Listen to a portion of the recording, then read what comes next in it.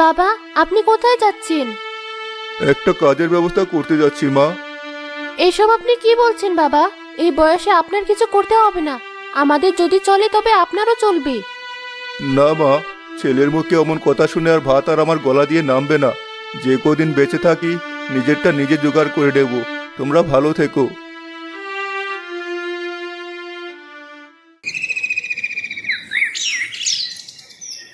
জামাল, শোনো, তুমি আমার এখানেই থাকবে। গরুর গোয়ালের পাশে যে ঘরটা রয়েছে সেখানে খাবারও পাবে, আর সপ্তাহে একদিন ছুটি পাবে, তখন বাড়ি যেতে পারবে। ঠিক আছে বুড়োল মশাই। সারাদিন কাজ শেষে জামাল বিছানায় শুয়ে ছেলের কথা ভাবতে থাকে। তার চোখ দিয়ে পানি পড়তে থাকে। যে ছেলেকে আমি বড় করলাম, আজ সেই ছেলের কাছে বোঝা হয়ে গেলাম। আবার কথা ছেলেটা একটাবার ভাবলো না। আমি কি করে ওদের ছেড়ে এখানে থাকবো? থাক, না ভাবলো, আমিও আর ভাববো না। বাবা চলে যাওয়ার পর থেকে বাড়িটা কেমন ফাঁকা ফাঁকা লাগে। মনে হয় আমার আর কেউ নেই। বাবার সাথে আমার এমন করাটা একদম উচিত হয়নি।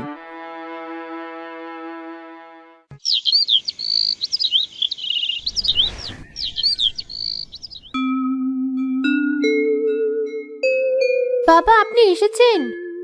হ্যাঁ মা, একবার ভেবেছিলাম আর আসবো না, ওখানেই পড়ে থাকবো। কিন্তু তোমার কথা বড্ড মনে পড়ছিল। কেমন আছো জানতে চলে এলাম। আমি ভালো আছি। আর আমার ওই হাড়ে বজ্জার ছেলের কি খবর? সে কেমন আছে? কাজ করছে? টুকটাক করছে বাবা, কোনো রকম সংসার চলছে তাতে।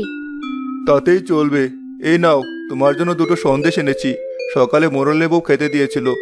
বাড়ি আসবো তাই পকেটে রেখে দিয়েছিলাম তোমার জন্য। বাবা, আপনি গিয়ে বিশ্রাম করুন, আমি ভাত তুলে দিই। দুপুরে আমাদের সাথে বসে দুটো ভাত খাবেন। না না বৌমা, সে ঝামেলার তুমি করো না। আমি কটা চিড়ে নিয়ে এসেছি, ওই ভিজিয়ে খেয়ে নেব। তারপর রাতটা কোনো রকম পার হয়ে গেলে সকালে মোরলে বাড়ি গিয়ে খেয়ে নেব। তিতির আর কোনো কথা না বলে ঘরে যা আছে তাই দিয়ে রান্না করতে চলে যায়। অনেক ভালো কপাল হলেই তবেই আমার শ্বশুরের মতো শ্বশুর জুটি। আর তাকে কিনা আমি চিড়া খেয়ে থাকতে দেব? তা হবে না, নিজ হাতে রেঁধে খাওয়াবো তাকে। রান্না শেষ করে জামালের ঘরে খাবার সাজিয়ে নিয়ে আসে তিতির। বাবা, অনেক শখ করে আমি আপনার জন্য রান্না করেছি, দয়া করে ফিরিয়ে দেবেন না। খেয়ে নিন, না হলে আমি বড্ড কষ্ট পাবো। বেশ, তোমার কথা রাখতে এবেলা না হয় খেয়ে নেব। তারপর আর কিছু খেতে বলো না আমায়। সে দেখা যাবে, এখন আপনি খেয়ে নিন।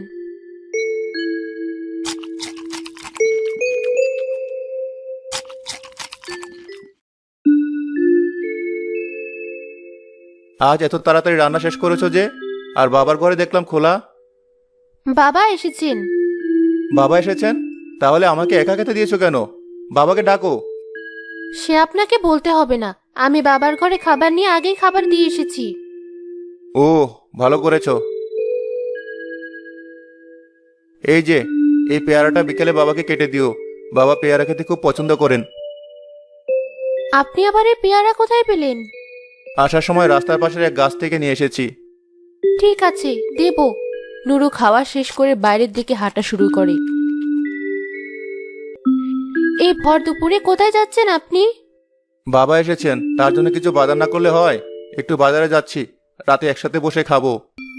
একটু পর তিতির পেয়ারা কেটে নিয়ে জামালের ঘরে যায়। কি বৌমা, এখন আবার এসব কেন? আপনার ছেলে এনেছিল বাবা, আপনি এসেছেন শুনে আপনাকে দিতে বলেছে। তা সে কোথায়? কেমন ছেলে আমার দেখেছো? বাড়ি থেকে আমাকে একটা তাড়িয়ে দিয়ে তার স্বাদ মেটেনি। এসেছি শুনেও একটিবার আমার সাথে দেখা করতে এলো না। সে আপনার জন্য বাজার করতে গেছে বাবা। কই, এদিকে এসো। ওই তো বাজার থেকে ফিরে এসেছে মনে হয়। আমি চাই বাবা, আপনি পেয়ারা খান।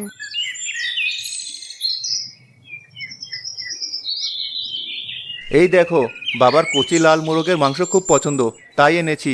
ভালো করে কষিয়ে রান্না করবে, বুঝলে? আর এই দেখো করলা, বাবা মুচমুচে করলা ভাজি পছন্দ করেন। আর এই কাতলা মাছের কালিয়া করবে।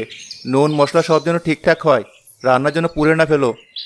ঠিক আছে, আপনাকে আর অস্থির হতে হবে না, আমি সব করব।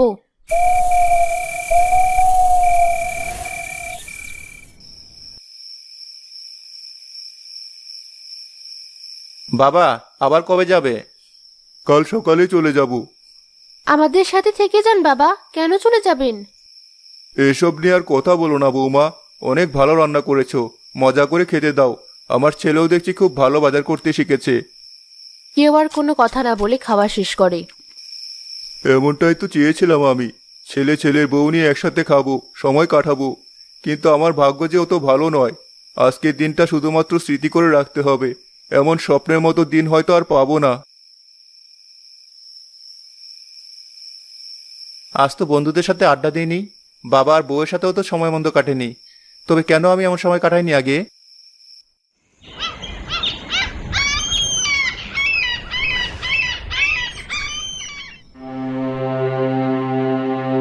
বাবা, আমাকে রেখে কোথায় যাচ্ছ তুমি? আমাকে একা করে আর যেও না বাবা। কি করছিস তুই? বাবা, আমি আমার ভুল বুঝতে পেরেছি বাবা। আমার সংসারের সুখ অনুভব করতে পেরেছি। তুমি আমার পাশে না থাকলে আমি আর এগোতে পারবো না। বাবা, এতদিন পর যখন আপনার ছেলে শুধরাতে চাইছে, তাকে একটা সুযোগ দিন। আপনি রাগ অভিমান ভুলে যান। বেশ, আমার বৌমা যখন বলছে তখন আর কি, আমি থেকে গেলাম। যতদিন বাঁচবো এভাবে তোমাদের সাথেই বাঁচবো।